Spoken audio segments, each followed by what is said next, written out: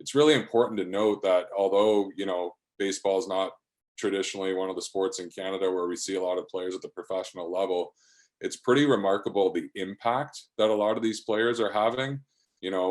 Tyler O'Neill, he's a two-time Gold Glove winner. You've got Mike Soroka, who reached the All-Star game at 21 years old. Like it's Votto, a former MVP. These players are really having an impact. So it does show those younger Canadian players that it is possible. If you look back 30 years ago, there may have been one or two big leaguers from Canada, Larry Walker being the most notable. Matt Stairs would be another one. But now I think we had an all-time high, or a modern day record, 26 in 2011, so 11 years ago. And now it's creeping back up there again. We've got 16 last year, and we'll probably be around that number again this year. So, keeping those programs healthy and relevant, producing those players, obviously seeing those players go on to the big leagues and having success is really important for showing Canadian kids that it is possible. Keep working towards your dreams, and players from Canada can not only reach the big leagues, but they can really have an impact there.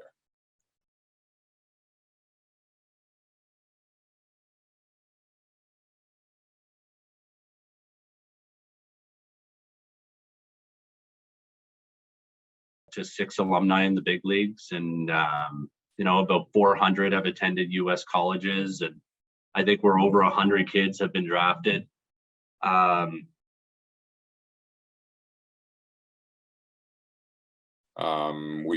We're making efforts to kind of grow our game amongst different groups, and that really starts at the grassroots level, where you're really trying to foster a love for the sport with the youth in the country and their families as well.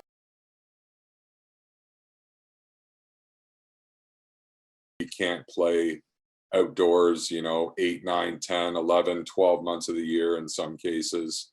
Now, with that said, I will say that it has definitely gotten better in terms of the opportunities and the exposure that Canadian players have. That definitely was a factor, if you even look 10, 15, 20 years ago, where it was a challenge for Canadians to be able to be seen by professional organizations, to be recruited in the college process.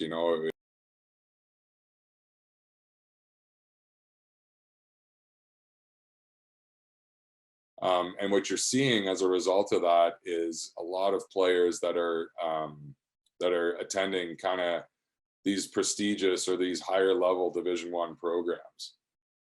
We never saw that 10, 15 years ago. Now you've got several players playing in the SEC. We've had players playing in the College World Series. Last year we had Eric Sarantola, a right-handed pitcher from our program, played at Mississippi State. They won the College World Series. We've had kids at Vanderbilt. We've had kids at Auburn.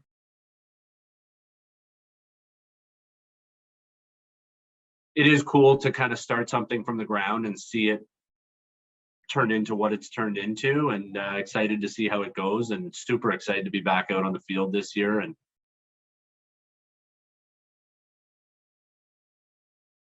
ended up making the moves at the right time, and I think that's why I feel like it kind of came out of nowhere, and when it came, the whole country just exploded, and everybody was baseball crazy. Like, I remember from working here with the Blue Jays and just seeing, like, Wednesday nights in August having 50,000 people come into a game. It was crazy. We were taking old suites that had been storage units and like ripping old boxes out of there so we could sell the suites, because we just had nowhere to put people.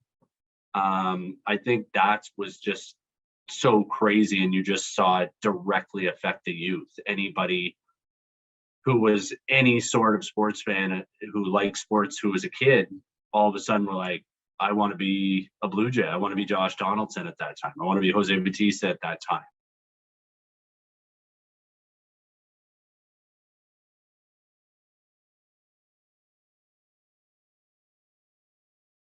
If I'm just being honest, I don't think we've had a group like this ever in this city to get this excited about, and that's including 92 and 93 when we were winning World Series. you know, like when you have a team that legitimately has 5 players that could win the MVP, I mean, that's not really seen ever.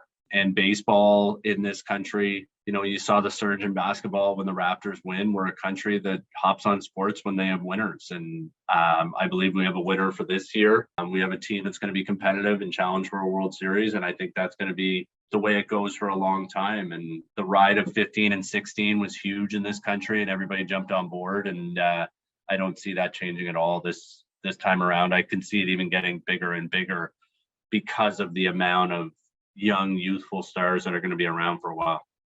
I think baseball fans have to be really excited about the current edition of the Blue Jays too, because they've got the potential to really make some noise, get in the postseason. And anytime that baseball, people's eyes are on baseball games, baseball is part of the kind of the national conversation. If the team's doing really well, that's really going to help our sport. I've worked with the Jays Academy, probably, I don't know, 8 to 10 years now, forever. And it really does get a buzz going. And we do have girls. Like, the reason they obviously want some female instructors is because we have females at every single camp.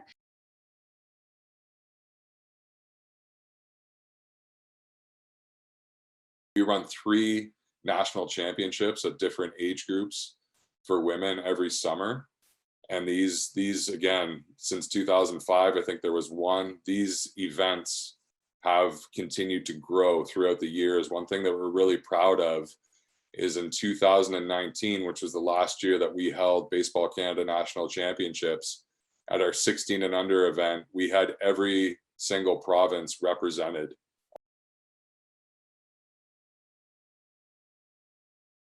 The best athletic experience of my life. That was insane. To be in multi-sport games is different than a World Cup, and I don't discount how incredible a World Cup is, but a multi-sport games is just another level.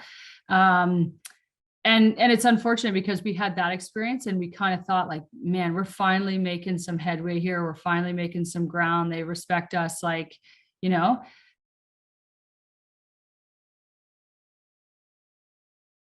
But in order to provide our athletes, because I help coach the national team now, in order to provide our athletes with experiences to allow them to go to Pan Ams or, you know, heaven forbid, an Olympic Games one day, we have to grow the game globally because we have to have certain number of teams in the world and all kinds of things.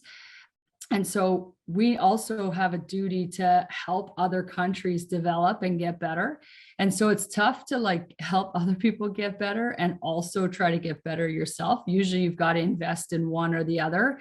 And right now, like the top 5 teams in the world, us, Japan, Taipei, US, those teams, like, we're doing our best to try to get other teams around the world playing and improving so that we can have opportunities. Like, if Peru has a team, we get to go to another Pan Am Games.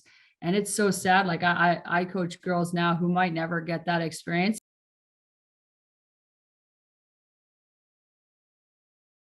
Leave you with one little story is that, you know, we've had some players that have retired over the years and some players that have really, you know, made an impact with our program and at the international level. And I think somebody was at a girls' baseball camp for younger players, and they said, "Who's your favorite baseball player?" And this particular person, you know, you would think they would say, you know, Vladimir Guerrero Jr. or something. They said 3 players who are on the women's national team, which is really special. So